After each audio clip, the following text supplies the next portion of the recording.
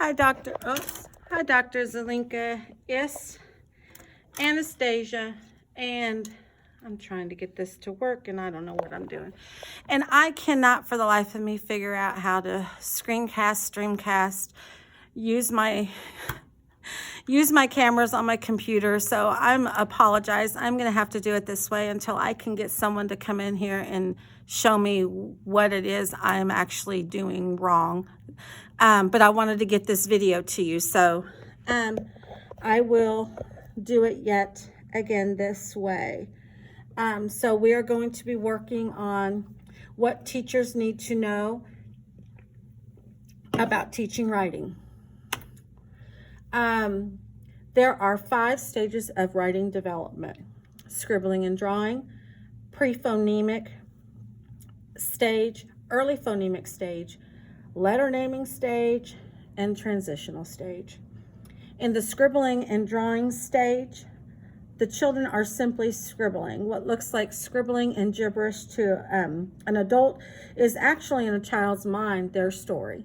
And so as you point to what they've written or scribbled, they can tell you exactly this word means this, this means this, this means this. From that stage, they go to the pre-phonemic stage. And within the pre-phonemic stage, you're going to start seeing letters that appear, but the letters are not associated specifically with what they're saying or what they're drawing. The letters are simply placeholders for them to come back and tell you, oh, this means this. So if you see a T, it may not mean that the word starts with a T. It may mean that somewhere in the word they hear the T, as in a cat. From that stage, they then go on to the early phonemic stage. And in the early phonemic stage, the children are beginning to associate letters to objects. So they could draw a picture of an animal, add a D and the letter G to that, and they could tell you that it's a dog. Although they wouldn't be spelling the word dog, they would have those letters with it. And typically the consonants are your first letters that the children are going to hear and understand. From the early phonemic stage, then we go into the letter naming stage. And within the letter naming stage, the students are beginning to start putting letters together to form words. They're adding more vowels and consonants together. And so they are trying to form the words. The words may not be spelled correctly. They may not be in the correct order, but they are associating those letters with the word, what they drew. And the final stage is transitional. And the transitional stage, this is where children are actually forming words, and the spelling may not always be correct and the spacing will not be correct, but they're forming actual words, and you can actually read what they're saying. And so that's part of the transitional stage of writing. The 6-trait writing model, I love the 6-trait writing model. I love doing it in my class. My students have so much fun with it. There is the 6 areas that you focus on: ideas and content, organization, voice, word choice, sentence fluency, and conventions. Oh, excuse me. For the first one, ideas and content, the writer is solely focusing on the main ideas, what was the reason that they're writing the paper, and any supporting details. Those are the 3 things that you're focusing on the ideas and content. For the organization, just how is it organized? Is it set so the person can read it? Is there a beginning? Is there an end? If you're walking down a path and you have a flashlight and you're reading the writer's product, can you follow along without having to go veer off course? That's what organization is. Voice is all about how the author wants your voice to sound. Does the author want it to be monotone through the whole thing and it's just like this? Or do they want to add some inflection in there and they show humor, sadness, sarcasm, anger, all those emotions. Can the reader know what voice it needs to be at which time? And so that's what you work on within the voice. Word choice. Word choice is very important because if you are writing and your audience is, let's say, kindergarten to first grade, you're not going to use middle school, high school words with them. You need to bring it down to their level. So your word choice has to match your audience so people are not lost. You also have to make sure that the language you are using is the correct language for that topic. If we are talking about making a peanut butter and jelly sandwich, we're not going to go into the stories about how peanut butter is made and all those ingredients. We're simply giving what we need to have. And so the word choice would specifically be geared towards kindergarten to first graders, how to make a peanut butter and jelly sandwich. Sentence fluency. Sentence fluency does it make sense? Is it a good flow? And so you want to make sure that the flow of your sentences is good, is smooth and carefully formatted. Conventions. Conventions are all about the grammar part. Grammar, spelling, capitalization, punctuation, use of paragraphs. For the 6-trait writing model, the rubric of scoring can vary. They have a scoring a 3-point scale, a 5-point scale, and a 6-point scale.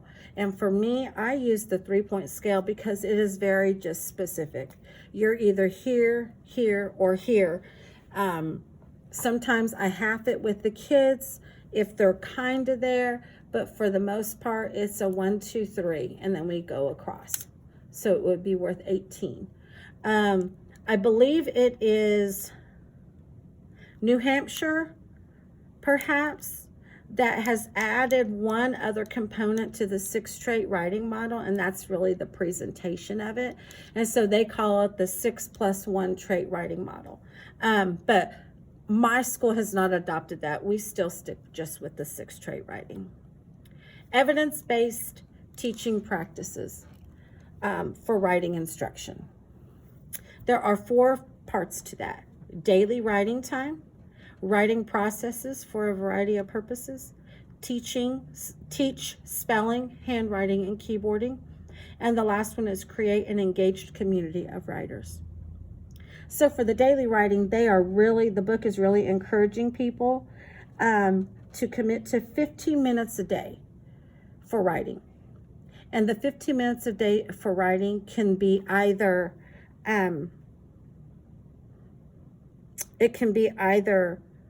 topic specific, or it can be a free write. So it's whatever your choice would be. I would not recommend a free write every day. I would pop it in when I do my journaling with my students. They get a free write maybe once every 2 weeks. But they can write on the specific topic, or they can do a list. But they are writing solid straight for 15 minutes. And the research shows that if you are doing that, you will have positive outcomes within writing. The second component is to teach students the use of writing and the variety of ways. And that has to do with, there are different ways of coming up with writing. There are different approaches to it. So expository will be different than poetry. Poetry will be different than narrative. And so those are the ways that they want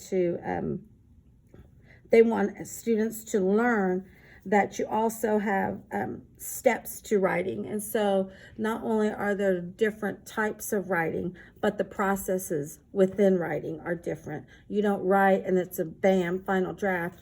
Or a final edit, copy. You have to draft it. You have to proof it. You have to revise it. You have to edit. So there are steps to that. And so that's what the writing process is for a variety of purposes entails. It's just telling you there's different ways to write, and these are the steps to that. Teach spelling, handwriting, and keyboarding. Spelling, handwriting, and keyboarding are very important elements in writing, obviously. Students who struggle with spelling and handwriting will struggle with writing in general. it triggers anxiety within them. And so it's important that you work with them. I have a student, he struggles every time. He has high anxiety when we start talking about writing or independent work.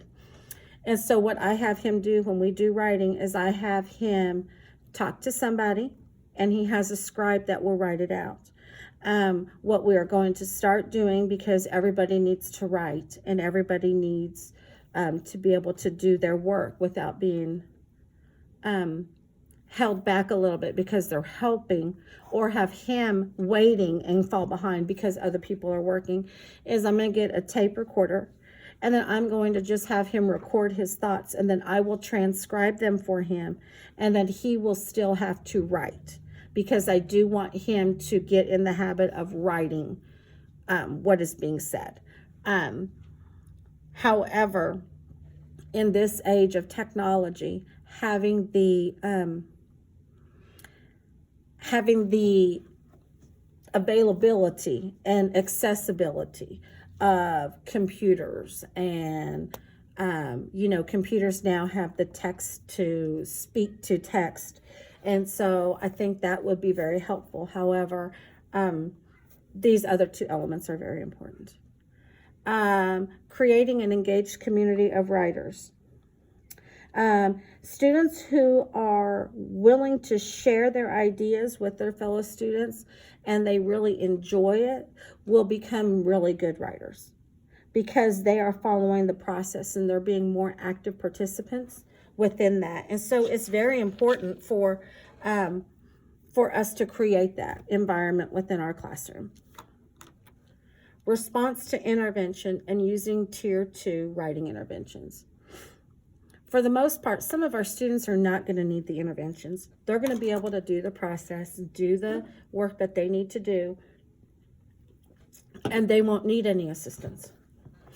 But we know some students do. Again, take for instance my student who has major anxiety when he has to do independent work. So there are two interventions that the chapter suggests that is used. One is Quick Writes, and the other is PAL plus Tree. And the Quick Writes, it's hard to say, is basically, I want you to think of a topic. I'm going to give you a topic, and I want you to tell me everything that you know about that topic. What do you know? Past experience, previous knowledge. What information do you have that you can share with me about that topic? How does that information you have, how does it make you feel? And then we're going to summarize and look at how our thoughts and opinions and reactions to this topic, what they are. And then we're going to create from that. The other intervention strategy is the PAL plus Tree. That's also one that's hard to say. And the PAL plus Tree is an acronym. So the P in PAL stands for pick your idea. The O stands for organizing the notes and ideas. And the W is the write, and then keep talking. Keep saying more about that. The plus Tree is the T is for your topic sentence. What are you writing about?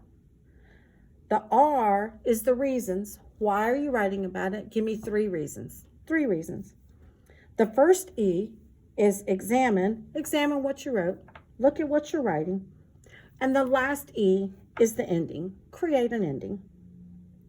And by using the PAL plus Tree strategy, students would learn to be more fluent and reflective writers. And I'm really interested in that, and I may try that, PAL plus Tree and the Quick Writes with my class, just to see how that works for them, and does that help some of my strugglers.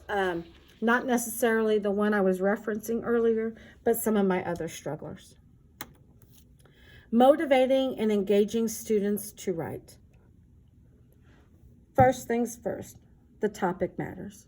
If you do not have a good, solid topic that will catch their attention, it will be a struggle to get kids to write. I have a student who she has so many allergies, and I wanted to do an activity for them. And I said, we're going to write about what our favorite meal is. What is your favorite dinner meal? Well, she has so many allergies that she can only eat a couple of things. So for her to say it's her favorite, she's tired of eating it. And she was resistant anyway. So finding a topic that mattered would have changed the whole thing. So I have to be very intentional and specific on what I want those, the topics to be. Otherwise, I won't get a response. Strugglers. For those strugglers, we have got to find a way to reach them so it does not trigger a breakdown in anxiety or a shutdown, because I don't want to do it. I can't write. I don't know how to spell. What I tell my students, especially my strugglers, I don't care what you spell. I don't care how you spell it. I need it out of your head and on paper, and then we'll work the process. We'll figure it out after that. Let's get it out of our head, and then you can tell me what you're writing, and then we'll transcribe that and get it out. As long as you can find a way to accommodate your strugglers and you find topics that matter to them, you'll have kids that'll be engaged. Writing workshop. The writing workshop is 5 phases. To say it doesn't take time, it takes time. It takes some commitment. When I do writing workshop, I try to do it at least once a week, because it is very detail oriented and it takes some time.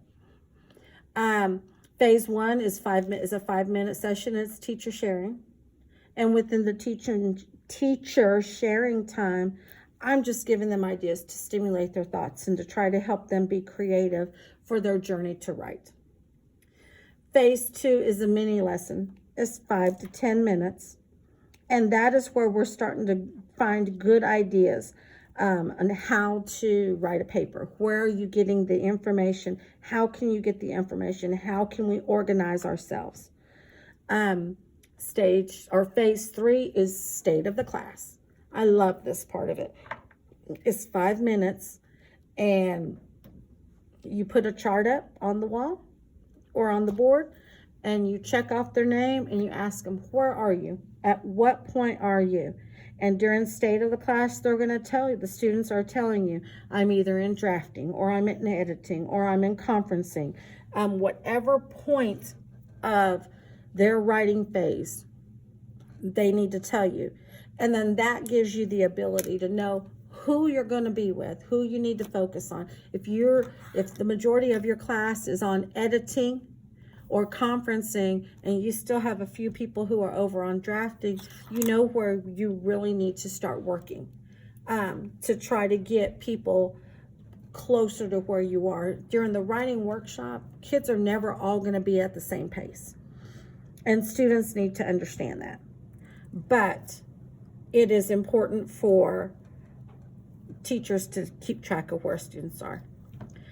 Phase 4 is the workshop activities. There are 4 parts to that. Pre-writing, draft revising is part 1. Part 2 is peer conferencing. Part 3 to that is editing. And part 4 is preparing for publishing.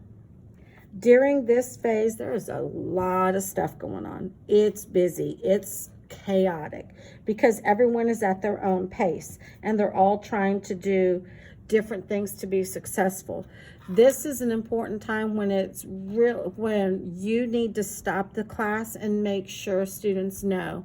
Now when we're trying to help, we have to be kind, we have to be respectful, we have to use positive words, because it's easy when their papers don't make sense and you're saying, I don't understand, and you hurt people's feelings. So you really need to try to positively uplift them and give them constructive criticism and help students understand what that is. Phase 5 is the student sharing time.